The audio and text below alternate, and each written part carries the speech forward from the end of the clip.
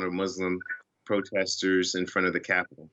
Daryl, I think this is the part that baffles a lot of people is why haven't we seen a more robust, coherent response from federal authorities? The data is there, the evidence is there, the numbers are there. We know this threat has been growing. You look back to 9/11, the entire government was reorganized to meet back then the extremist Islamist threat. Why haven't we seen that here?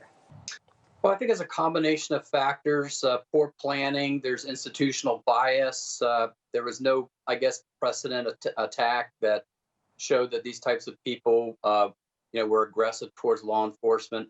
Like I said, the institutional biases, the fact that they think that the, white protesters aren't going to be agitated to the point where they're going to, breach the police lines. And for some reason, they think that they might show more respect towards the police. So it was a combination of factors, and unfortunately, it was a tough lesson to learn. And we finally learned, the consequences of having these institutional biases.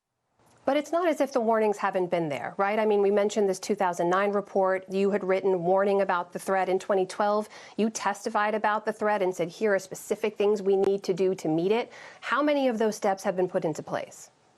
Very little to none. And so there's actually a lack of political willpower in Washington to recognize this threat and to come up with a strategy on how to combat it and deal with it. Kathleen Belew,